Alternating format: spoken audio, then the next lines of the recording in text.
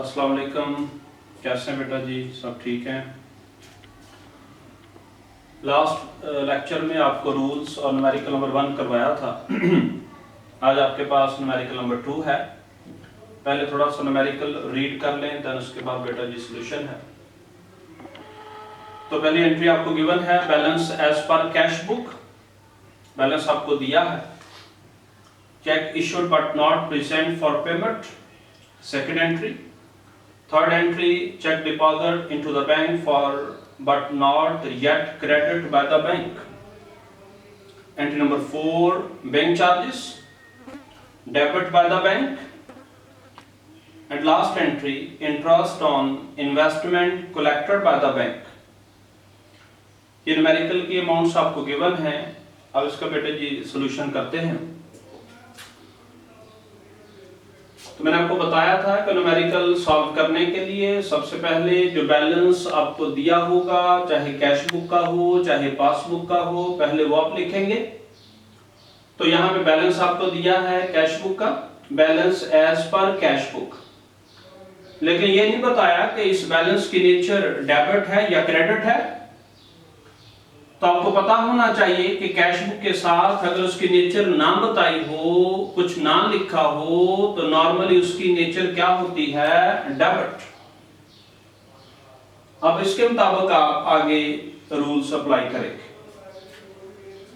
तो पहली एंट्री है cheque issued but not present for payment, कि आपने चेक जारी किए लेकिन उनकी पेमेंट नहीं की गई।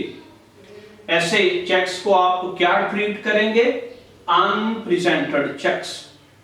और आप लोग जानते हैं कि अनप्रेजेंटेड चेक्स को डेबिट बैलेंस में ऐड किया जाता है।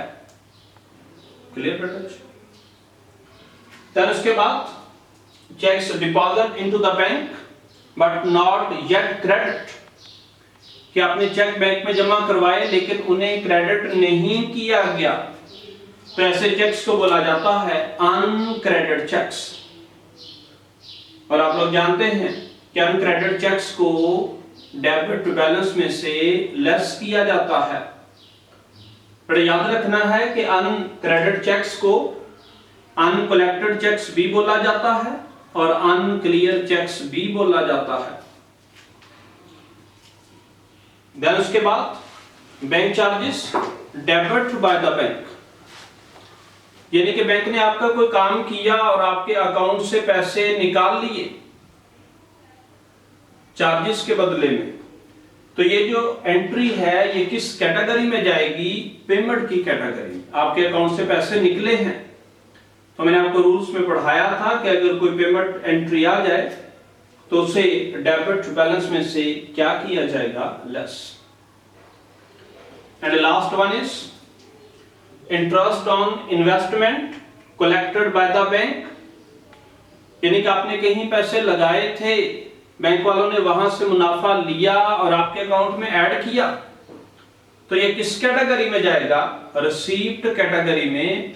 मैंने आपको बताया था कि अगर कोई रिसीव्ड एंट्री आ जाए उसे डेबिट बैलेंस में ऐड कर दिया जाता है। बेटा ये ऐड करने के बाद जो आपके पास बैलेंस मालूम हुआ ये कौन सा होगा? Balance as per passbook. Clear बेटा जी? Thank you.